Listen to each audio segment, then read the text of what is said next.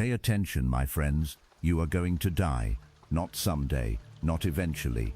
Actually, sooner than you think. And if you're honest with yourself, really honest, you already know this. You've known it for years, and yet you've spent the majority of your waking hours arguing with traffic, refreshing your phone, replaying conversations that no longer matter, avoiding the hard things, chasing things that were never yours to chase. And the worst part, you did all of it while fully believing you had time. There was a man, Roman emperor, ruler of the known world, commander of the greatest military force civilization had ever produced. He had every luxury, every pleasure, every distraction available to him. And every night he sat alone and wrote to himself. Not about conquest, not about power, not about the empire he controlled. He wrote about how to be a better man, how to think more clearly, how to stop wasting the hours he had been given. That man was Marcus Aurelius, and the philosophy he practiced was called Stoicism. It was not invented for emperors. It was not built for the comfortable. It was forged in the minds of slaves, soldiers, and men who had lost everything and still chose to stand. What you are about to hear is not motivation. Motivation fades by Tuesday. What you are about to receive is something far older, far sharper, and far more dangerous to your comfortable mediocrity. These are 10 Stoic principles, not repackaged quotes, not feel-good affirmations, but actual weapons of the mind, tools that, when you understand them fully, when they sink past the surface and reach the place where you actually make decisions, will change the way you move through the world forever. Don't skip, don't rush, because the moment you almost skip is probably the moment that was made for you. Lesson 1. The dichotomy that most people never learn. In 168 BC, the Roman Republic sent an ambassador to a Seleucid king named Antiochus IV. This king had invaded Egypt and was on the verge of conquering it. The ambassador, a man named Gaius Popilius Lianus, arrived alone, no army, no weapons, and handed Antiochus a scroll, demanding he leave Egypt. When the king said he needed time to think, Lianus did something that became legendary in the ancient world. He drew a circle in the sand around the king's feet, and he said, "Give me your answer before you step out of this circle." Antiochus, a man with an army at his back, withdrew from Egypt. Lianus had no power over what the king would decide. He had no control over whether Egypt would fall or survive. What he controlled was singular, his own clarity, his own courage, and his own action in that moment. And that was enough to shift the entire geopolitical reality of the ancient Mediterranean. This is the first and most foundational principle of Stoicism, what Epictetus called the Dichotomy of Control. He wrote it plainly in the Enchiridion. Some things are within our power, and some things are not. Within our power are opinion, motivation, desire, aversion, and everything that is of our own doing. Not within our power are our body, our reputation, the actions of others, and everything not of our own doing. This sounds simple. It is not. Epictetus was not a senator. He was not a philosopher in a comfortable school. He was a slave. He was legally owned by another man. His freedom of movement, his ability to leave, his body itself, none of it was his. And yet he developed a philosophy of absolute inner sovereignty because he understood something most free men never grasp. The cage that truly imprisons you is not built from iron. It is built from the belief that your peace depends on what happens outside you. Think about what you spent your mental energy on this week.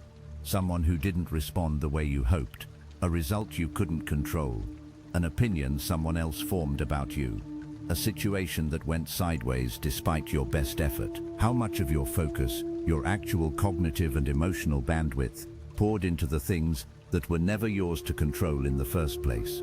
The Stoics are not telling you to be passive. Lianus was not passive. He acted with total force, but he directed that force only where it could land. He did not exhaust himself trying to control what the king would feel or think or remember. He controlled his own position, his own clarity, his own courage, and then he let reality do what it would. This principle demands something uncomfortable. that you stop using uncontrollable things as the explanation for your suffering. The economy is not the reason your life is small. The behavior of other people is not the reason you are unhappy. The situation is not the reason you cannot move. These things are real obstacles, but the Stoics insist that your response to them is always yours, fully, completely, irrevocably yours. Draw the circle. Everything inside it is yours. Everything outside, let it be. Lesson 2. The obstacle is the only way forward. In 1914, Thomas Edison's laboratory caught fire. Decades of work, prototypes, notebooks, research, irreplaceable records burned to the ground. Edison was 67 years old. His son Charles watched in horror as his father stood at the edge of the fire, watching it consume everything. Edison turned to his son and said, "Go get your mother and all her friends. They'll never see a fire like this again." The next morning, he began rebuilding. There is a line in the private journals of Marcus Aurelius that has survived 2,000 years because it is simply ruthlessly true. The impediment to action advances action. What stands in the way becomes the way. This is not optimism. This is not positive thinking. Positive thinking is soft. It says, look on the bright side. The Stoic principle is harder and sharper than that. It says, the obstacle itself is the mechanism of your advancement, not despite the obstacle, through it, because of it. The obstacle is the path. Consider what this actually means for your life. Every setback you have experienced was also a diagnostic. It told you something real about your system, your thinking, your assumptions, your approach. Every rejection carries within it a specification of what was missing. Every failure is data that agreement would never give you. In ancient Sparta, young men in the agoge, the brutal military training program, were deliberately undernourished, not as cruelty, but as education. They were sent to steal food to survive. If they were caught, they were not punished for stealing. They were punished for being caught. The hardship was not incidental to the training. The hardship was the training. Weakness had to be found and broken before battle found it instead. The modern world has made the profound mistake of treating comfort as the goal.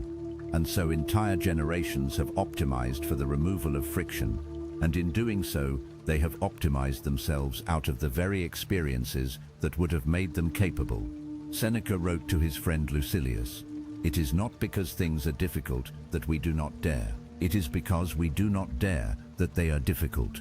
The obstacle in front of you right now, whatever it is not evidence that you are in the wrong place.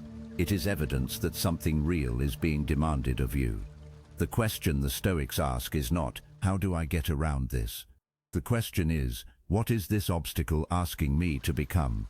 Edison did not mourn the fire. He studied it, and within 3 weeks he had a new phonograph. The obstacle had clarified his thinking in a way that undisturbed success never could. Lesson 3. Your mind is not your ally until you train it. In 49 BC, Julius Caesar stood at the bank of the Rubicon River in northern Italy. Roman law was absolute. No general could cross the Rubicon with his army. To do so was to declare war on the Republic itself. His officers were afraid.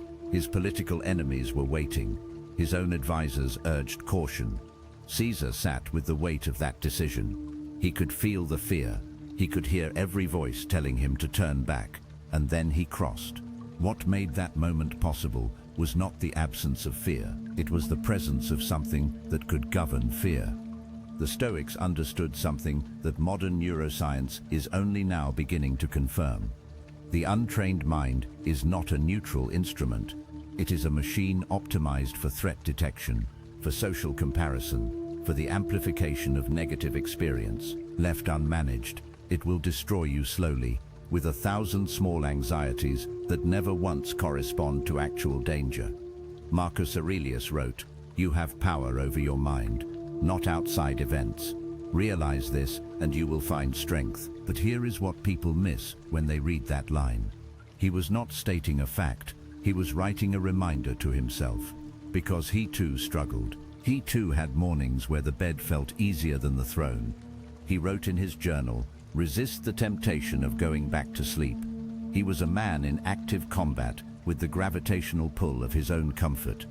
The discipline of the Stoic mind operates on a specific principle. Impressions, the automatic interpretation your mind places on events, are not the same as reality. When you receive bad news, your mind generates an impression. This is catastrophic. When someone criticizes you, your mind generates an impression. I am inadequate. When a plan fails, your mind generates an impression. I am defeated. The Stoic practice is to pause between the impression and the response, to hold the impression up and examine it, to ask, is this true, or is this simply what my undisciplined mind does with discomfort? The ancient Stoics called this faculty the hegemonikon, the ruling part of the mind, the part that can observe thought without being enslaved by it, the part that can look at fear and ask, what are you exactly? Where do you come from? Are you useful?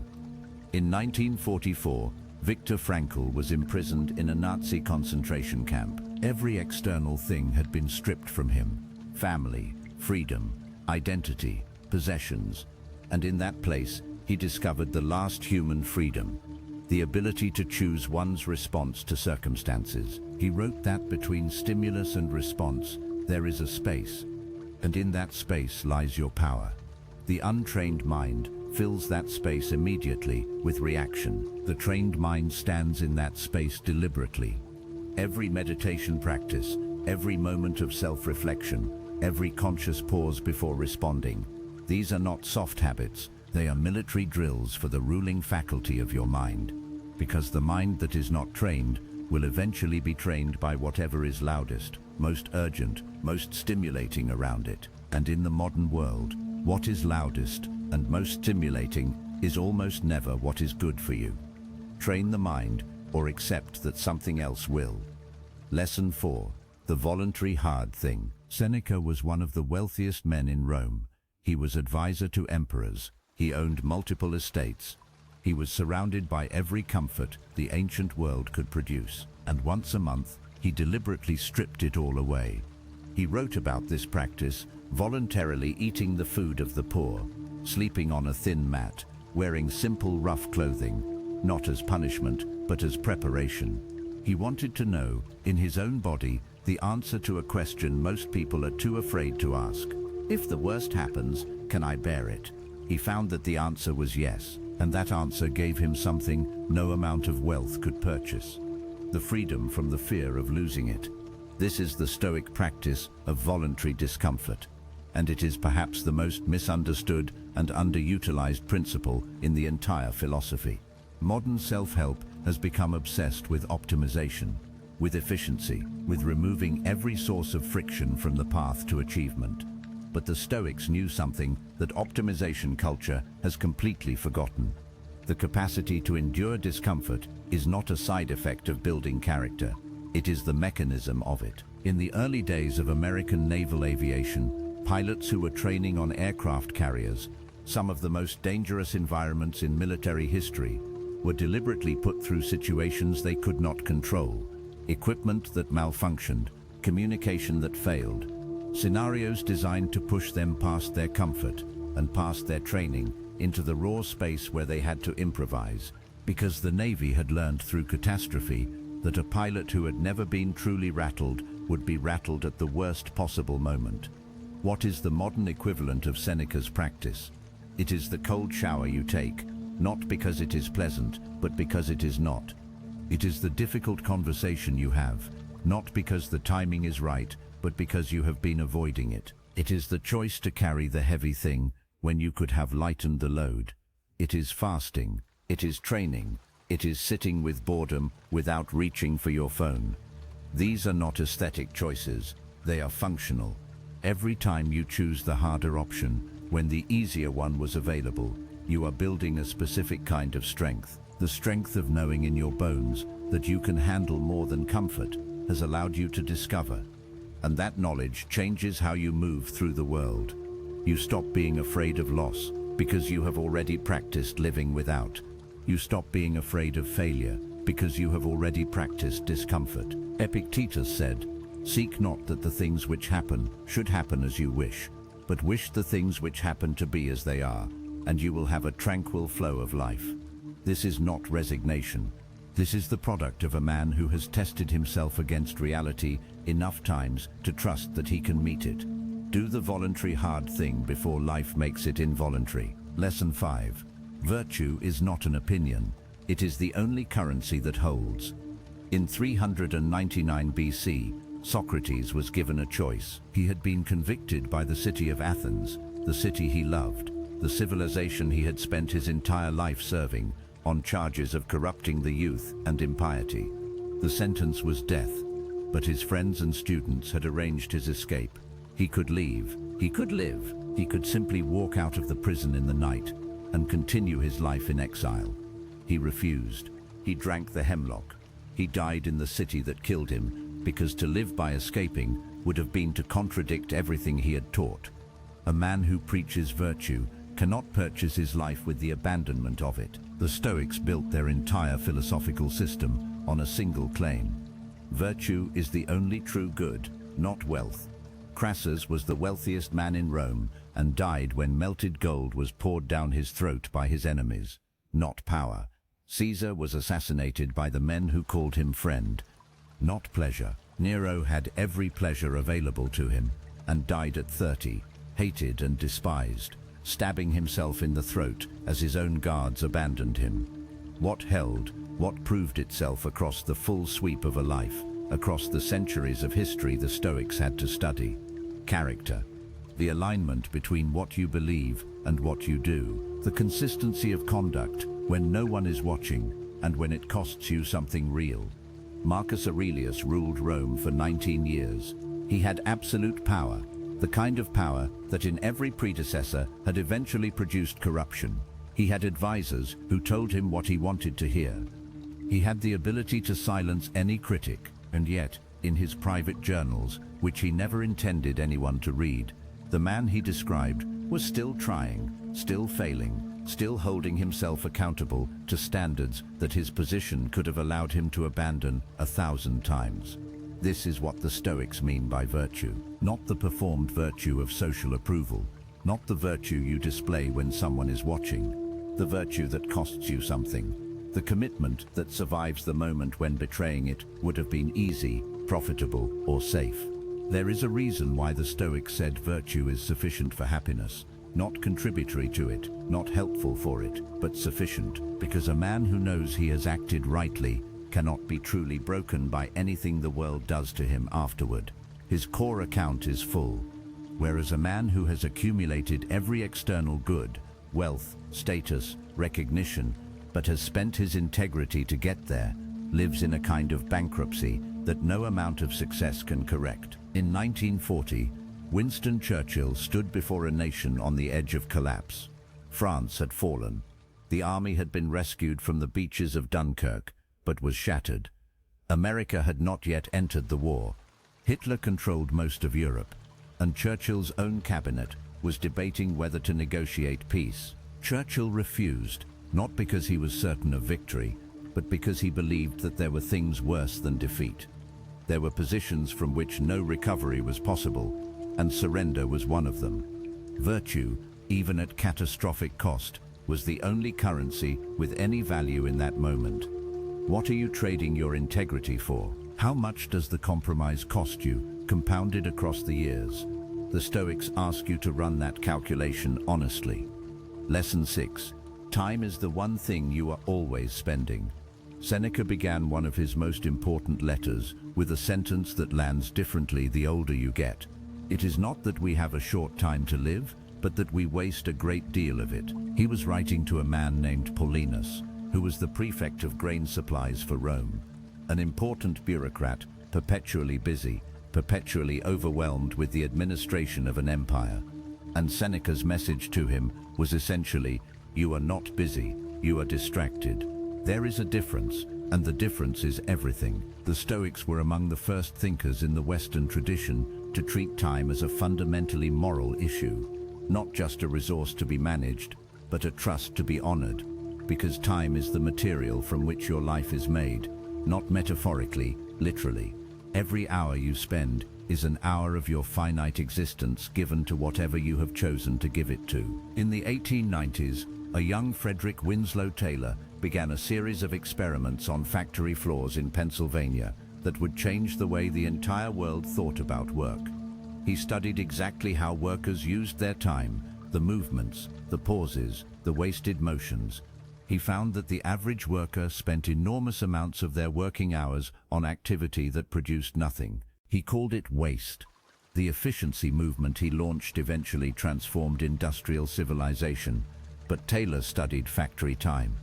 The Stoics studied lifetime, and their findings were, if anything, more disturbing. Seneca catalogued the ways in which people squander their hours: time given to pleasure without purpose, to worry without action, to busyness without meaning, to the pursuit of things they do not actually want, and to the avoidance of a reckoning with how they are actually living. He wrote, "People are frugal in guarding their personal property, but as soon as it comes to squandering time, they are most wasteful of the one thing in which it is right to be stingy."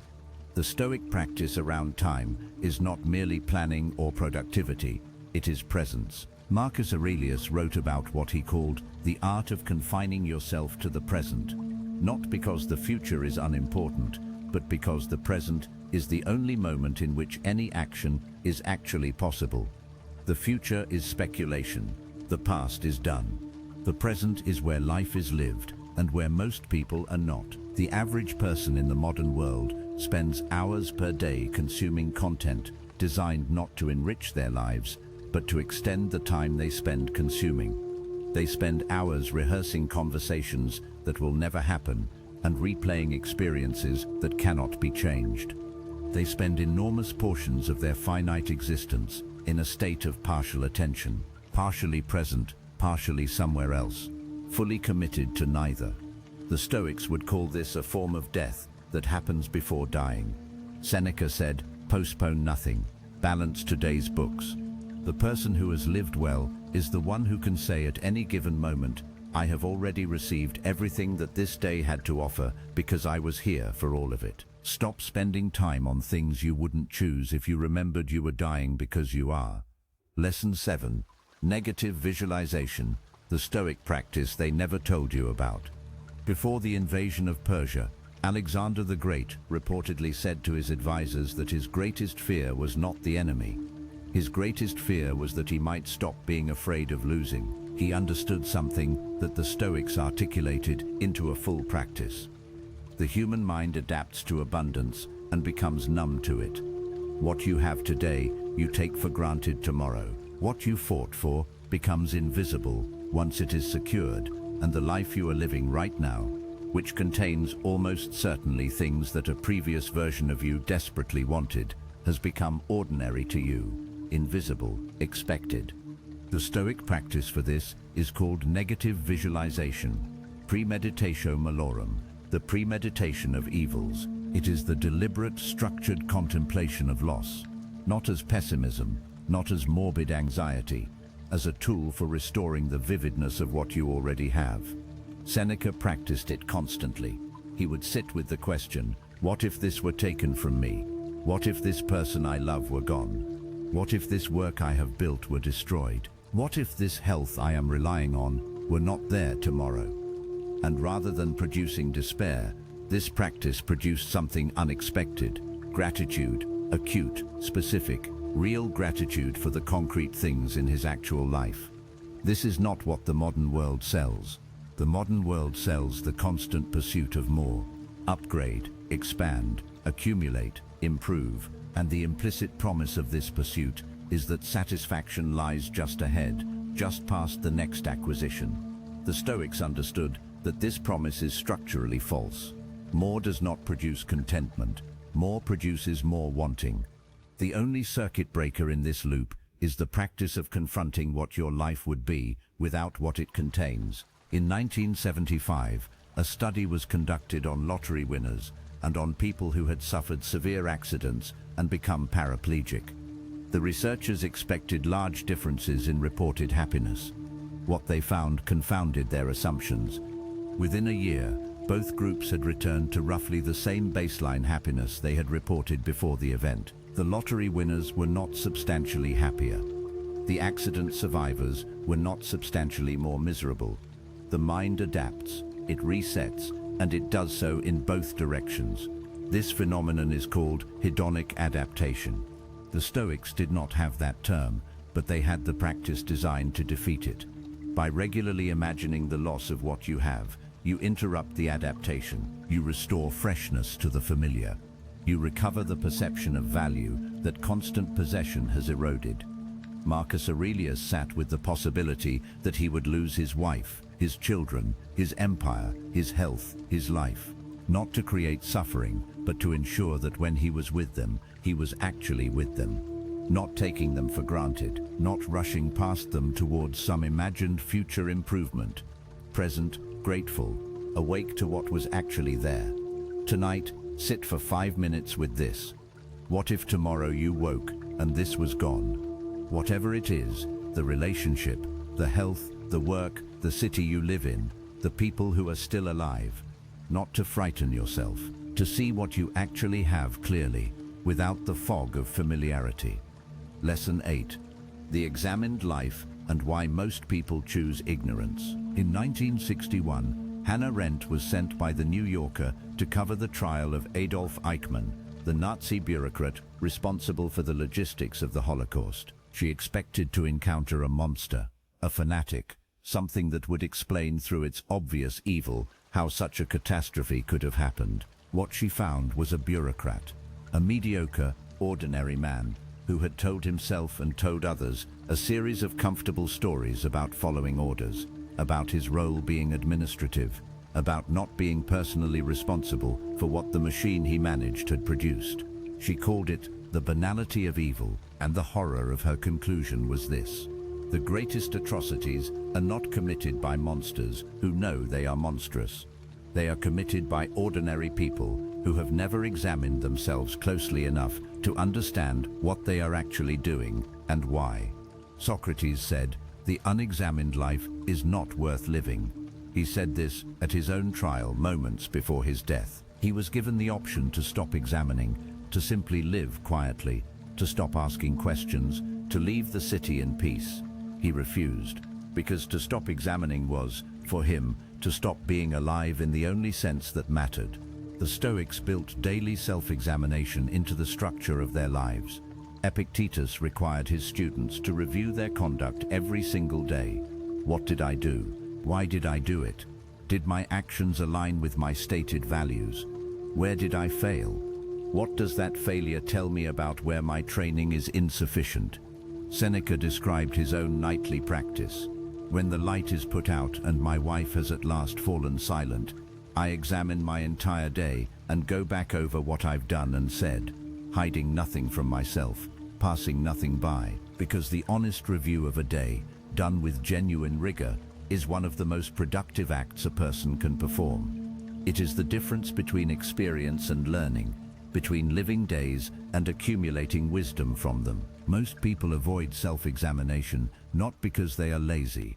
They avoid it because it is deeply, genuinely uncomfortable. The examined life requires that you encounter yourself honestly, your rationalizations, your failures, your contradictions between stated belief and actual behavior. It requires that you notice the gap between who you present yourself to be and who you actually are when it costs you something. This discomfort is exactly why it is necessary. The discomfort is the friction of truth against self-deception, and without regularly generating that friction, self-deception hardens into identity. You become what you were unwilling to examine. Marcus Aurelius, emperor, general, the most powerful man alive, wrote in his private journal that he was often a coward, that he often failed to act with the courage he knew was required, that he frequently allowed irritation when tranquility was the correct response. He did not write this for publication. He wrote it because the honest reckoning with his own failures was the only mechanism he had for not repeating them. The question is not, are you a good person? Almost everyone believes they are. The question is, have you looked closely enough to know?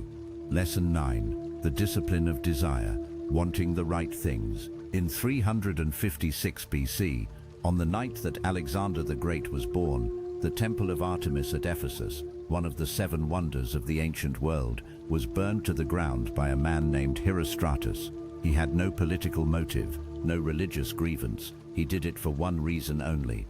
He wanted to be remembered. The city of Ephesus sentenced him to death and banned, on pain of death, anyone from ever speaking his name. Their intention was to erase him from history. But the very act of banning his name guaranteed that historians would record it. Herostratus achieved, through the worst possible means, exactly what he wanted: immortality. His story is a perfect case study in what the Stoics called the corruption of desire, the condition in which a person wants real things, but wants them so badly and through such distorted channels that the pursuit destroys them and everything around them. Epictetus taught that the source of all human suffering is not circumstance. It is desire misdirected, specifically desiring things that are not within your control and therefore placing your peace in the hands of factors that have no obligation to cooperate with your wishes. He made a distinction that is worth sitting with, between desire and will. Desire is directed outward at outcomes, at the responses of others, at results. Will is directed inward at your own effort, your own character, your own response to what happens. The Stoics do not say, stop wanting. They say, want the right things. Want the things that your effort can actually secure. This has profound practical implications. When you desire an outcome, a promotion, a relationship, a level of recognition, and that outcome depends on factors outside your control, you have outsourced your peace. You have made your contentment conditional on the cooperation of the world, and the world is under no such obligation.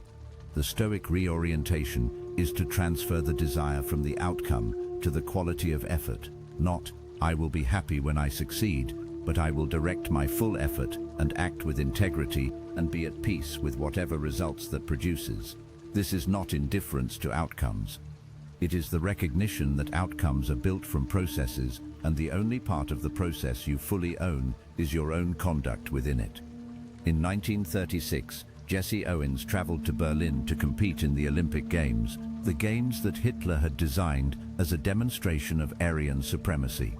Owens won 4 gold medals. He ran and jumped with a clarity and precision that no political program could match, because his desire was not for recognition, or for revenge, or for the validation of a watching world.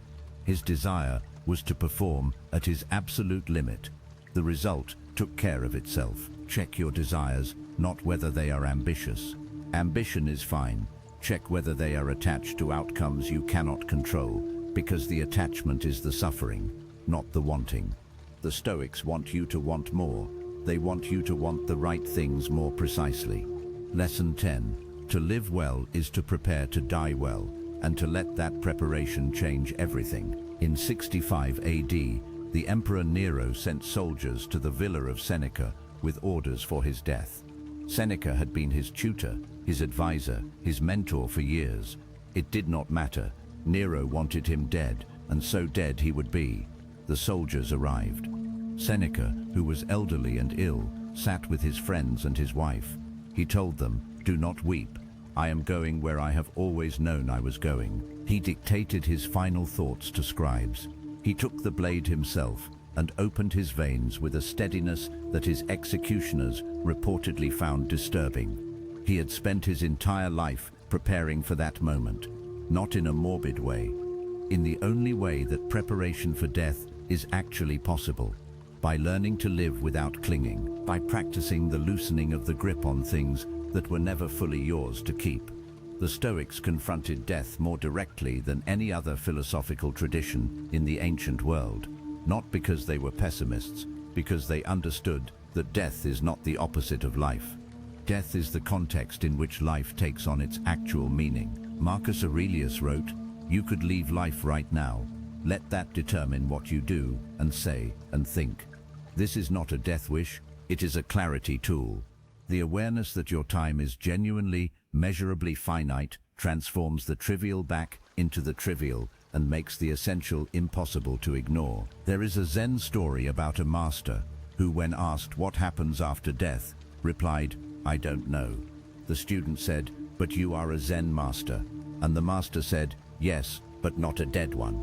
What the Stoics had, what Seneca had, bleeding to death in his bath, dictating philosophy to his scribes, was the lived integration of the awareness that this ends. And that integration had changed everything about how he had chosen to spend the time before it ended. Studies of people who have had near-death experiences report a consistent pattern. They return with radically altered priorities, things that consumed them before: status, trivial conflicts, social comparisons. The accumulation of things lose their gravity almost entirely, and things that were neglected, presence, depth, love, meaning, suddenly become the only things that matter. The Stoic practice asks you not to wait for that experience.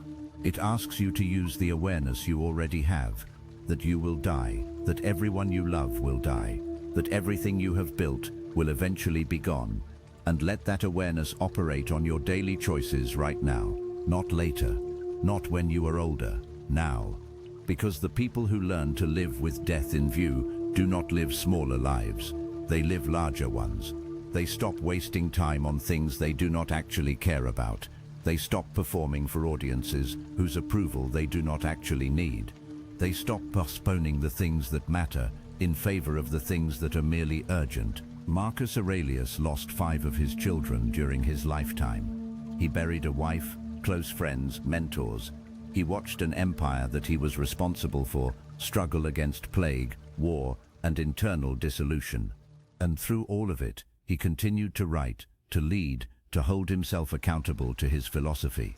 Not because it was easy, but because it was what he had concluded life was for. The Stoic question, the final one, the one that underlies everything, is this: if you knew exactly how much time you had left, would you spend it the way you are spending today?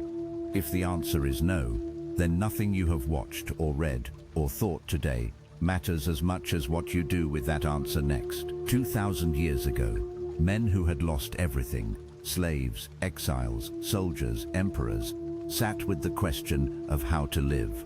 They did not have the answer perfectly, neither do we, but they built something that has survived every empire that tried to replace it, every ideology that claimed to supersede it, every century that was certain it had found something better. Stoicism survived because it is built on what does not change. The mind can be trained or abandoned. Obstacles can be turned into tools or treated as walls. Time can be spent deliberately or simply spent. Character can be built through consistent, difficult choices or quietly corroded by comfortable ones. And death, when it comes, will reveal with perfect clarity whether the life that preceded it was actually lived.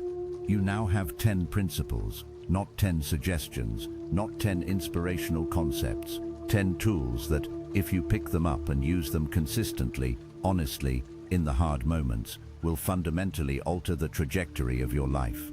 The Stoics did not ask you to be perfect. They asked you to be honest, to look at yourself clearly, to act according to your nature at its best, and to meet whatever comes, good, bad, catastrophic, magnificent, with the steadiness of a mind that has been prepared.